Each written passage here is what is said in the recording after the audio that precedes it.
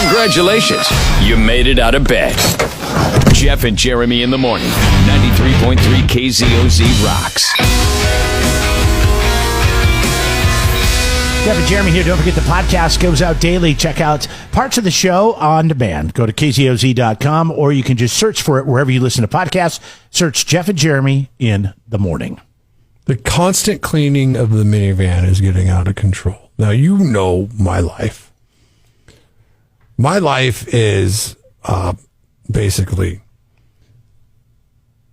lived in San Luis Obispo, but I live in my house. You sleep in Paso, but live down here because all these things for the kids. Midweek, because of all the different kids' activities. They go to school down here.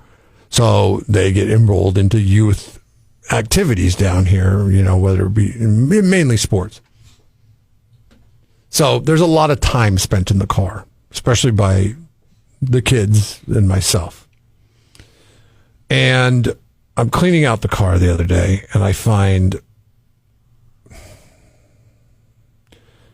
we went to the Chinese New Year at the Oriental Market. Okay. At the Alois on house? Saturday. Yeah. No, not that one. We didn't go to that one.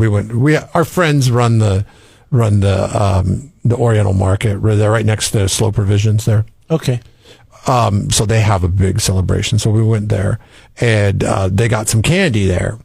And there's this big sticky lozenge-looking candy sticking the seats together in the back. The back seats fold down, and I fold them down one, and it's kind of hard to get going. I mean, it literally welded the seats together. Like, he put it in his mouth. This is what he did.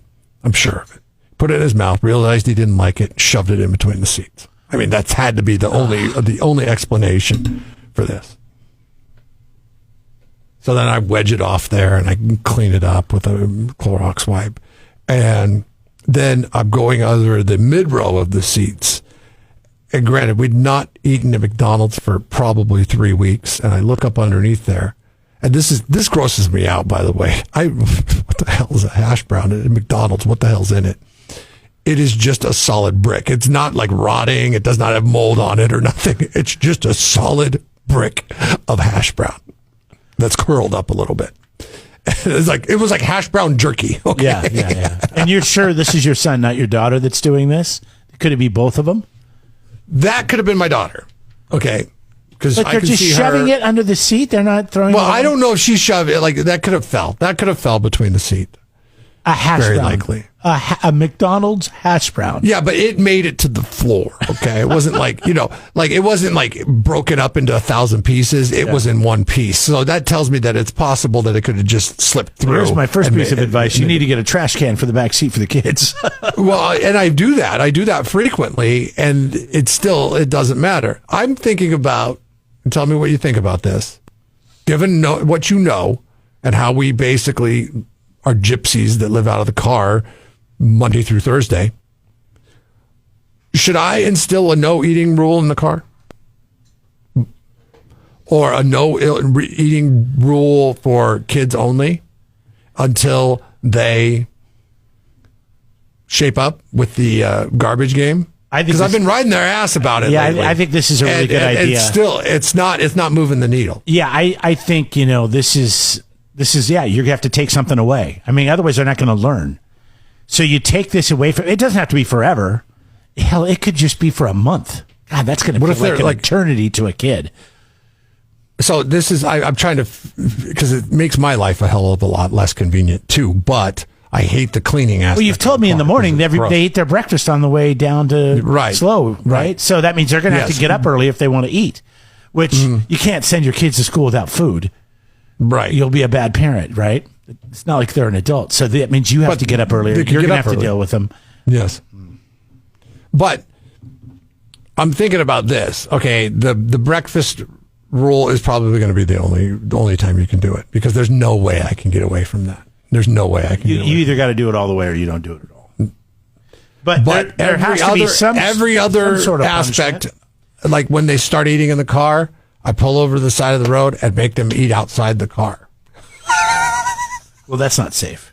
Unless you can get to a parking lot. No, I would get to a safe spot. I'm sorry, I just envisioned the minivan on the side of the 101 Hold on. I hear something opening up in the back. I'm like, hold on. Are you eating something? You know there's no more eating in the car outside of breakfast.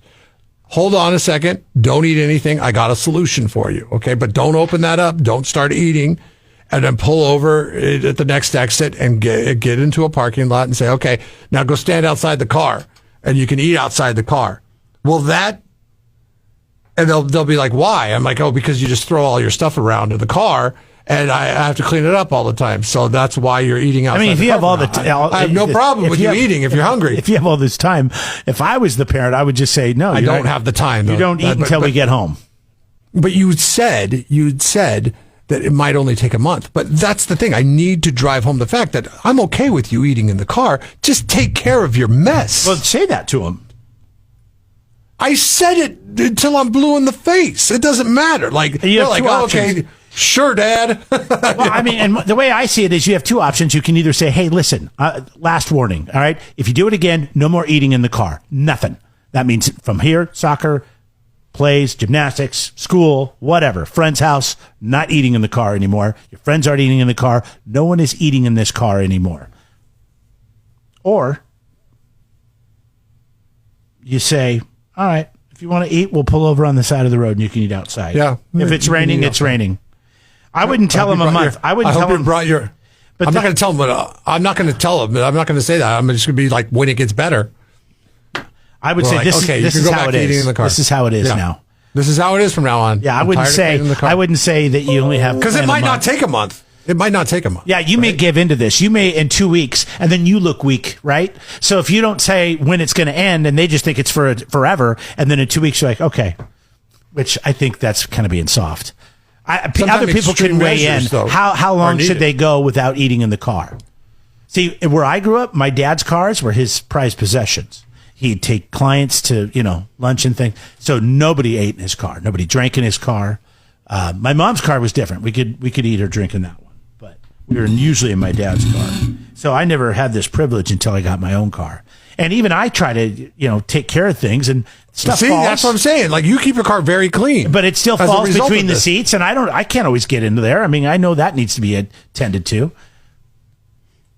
Right, immediately, not 6 days later or 3 weeks later, when you're like, oh, I guess I dropped the hash brown. Can I ask a favor for entertainment purposes for all of us here having to listen to your situation? If there's any way you could just turn on your phone and set it on the dash and hit record, just like you're doing a video when you tell the kids in the car, oh, by the way, we're not eating in the car anymore. And no, I can't do that. I found your candy. I found a hash brown. It's disgusting. You guys have no respect for what do you call the van? Don't you have a name for it? No, it was just the van. You're a liar. You used to have a nickname for it. No, we had a nickname for the Subaru. It was Rosie. Oh, okay. Well, you don't have no respect for the van, and no more eating. And I want to hear what they say.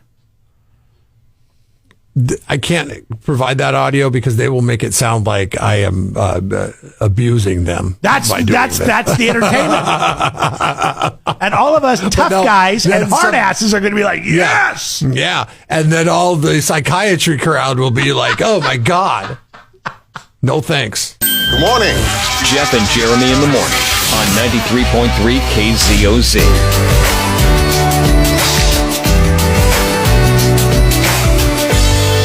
So a recent survey said that kids or parents, 57% of them snoop through their kids' rooms to see what they're doing, to see if they're hiding something. Oh, yeah. Do you do that? We don't really. I think they're too young. They're too young. My daughter does have a phone, and we do the part of the deal with the phone. So it's not really snooping because she knows about it. Is like we will read your text messages. We will see what kind of behaviors you're doing on the phone. We will look at your history and see what kind of videos you're watching on YouTube. We just want to keep an eye on it, make sure you're not going those places. And it seems to be, to this point, it's a deterrent enough. Like one of her friends used some salty language in a group text recently. And, said, let her know that, people's parents are reading their text messages. But we'd hate for that salty language to get back to her parents. if you know what I mean. So it was a warning. Yeah, but then if she tells people that you're reading her text messages, they're not going to include her in the group anymore. Now she'll be the outcast. You're ruining my life. That's no, coming. because I think enough of the parents also have you got a you're ruining my life 57% of the parents are doing it, so other parents are doing the same thing. What did you say? Have you got a you're ruining my life yet? You're ruining my life. No, no. It's coming. It's coming. I don't read them. That's my wife's job. I don't care. No, I meant when you have upset her and she gets mad and storms off, and I'm sure that day, unfortunately, is coming. Oh, no, yeah, that's happened. That's happened. Oh, that's okay. Fine. I deal with it. I was there. I understand. You should say, no, I'm saving your life. One day you'll thank me for this.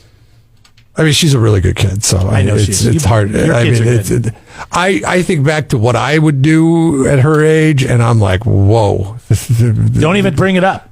Don't even think about it. Well, I guess you have to think about it, right? Yeah, see, because now, because that's the only litmus that you have. It's the only, yeah. People don't like it, but when I we talk about your kids and I give you advice or whatever, and that's not really advice. We're just talking. It's like, but I was a kid too. I remember we all were kids. We all knew.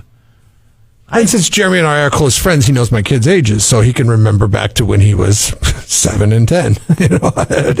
I was bad from the get-go. I really was. I'm surprised I ended up being as good as I am, if that's a thing. But I was bad from the get-go. I had a lot of bad things happening right from the beginning. I mean, I was in preschool, and I got in trouble like 4 times trying to make out with girls behind the giant cram box. Don't even know where that came from. If I had a kid and some kid was trying, I know where it came from. Trying to kiss my kid, I'm like, no way. Yes, no, that's where it came from. Because they stuck me at Grandma Mabel's house, and all she did was watch all my children and The Young and the Restless. Of course, but then you would start kissing girls, and then you would just wait for the commercial break, because they would always go to commercial break on the soap operas, right when they were in the makeout scene. Oh man, like you knew what was going to happen during, like the adults knew that what was going to happen during the commercial scene. That's when they were going to get it on. Yeah. But the kids watching it, they were like, "Oh, I guess we just go to commercial break here." Like, is it weird? Is it weird that when you're in 2nd grade, you're asking girls to? No, I don't think it's weird. I don't think it's weird at all. I think by today's standards, it's a little weird. I don't think it was weird then, because I did the same thing. Okay. Do you or did you snoop through your kids' rooms or /phone to see what they were doing? That is the James McKiernan poll question right now, available at kzoz.com. Your choices are absolutely and no. Kids deserve their privacy. Oh, gosh. Nobody's going to click that. No, there are some people that think, you instill that trust with the kids by giving them their space, and then they'll have trust in you. How do you trust a 12 or 14-year-old? I mean, you just can't. Like, I remember, I didn't say that line of thinking was right, Jeremy. No, I know. I just said there are some people with that line of thinking. I just remember at one point my dad looked at me and he says, every word that comes out of your mouth is a lie. And he says, I don't believe any of it.